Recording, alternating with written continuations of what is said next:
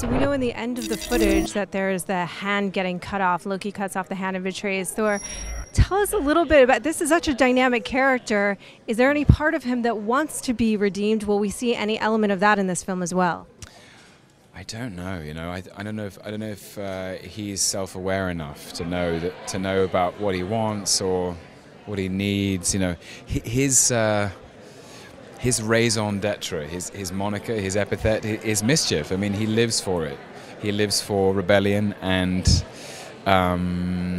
wickedness and guile and unpredictability. So I think, to betray that in himself would almost be, to let himself down in that regard would be a self-betrayal.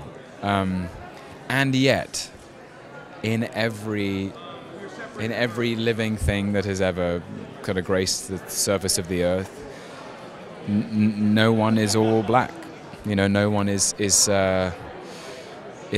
purely evil. There is always something. There's always a glimmer. There's always a kind of flickering blue flame that could fan itself into something else. So I'm interested to see what you think. Anyway, How did that whole Hall H thing come about? Was it an easy yes to say, yeah, I'm going to show up and do that and see what? Well, I was.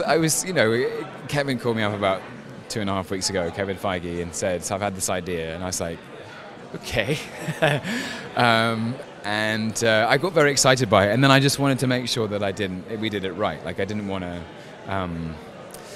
It was important to me to stay true to the character, because I didn't want to sort of slip into sort of self-parody or something. I really wanted it to be an authentic. Like, I wanted to be absolutely in character. So, but I loved it in the end. It was the thought of it, the thought of coming out and sort of saying thank you to the fans in that way, and was really thrilling. And I honestly, it was one of the most exciting buzzes of my life. As someone who trained in the theatre, 6,500 people is about the biggest gig I've ever played. So yeah, I'm very happy, very happy.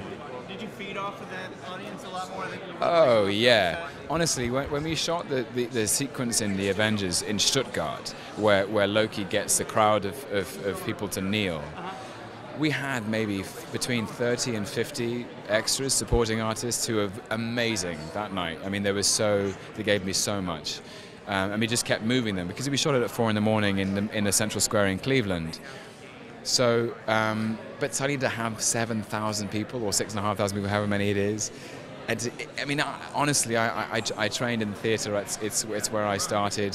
The rapport you get from performing live is unlike any other, and so it was an amazing electricity. It was really, really extraordinary. Yeah, and also the thrill of the first time. The fact that you don't get a second take. There's no like, actually, can we just try that one more time? You get one go at it. So I love that. The adrenaline is amazing.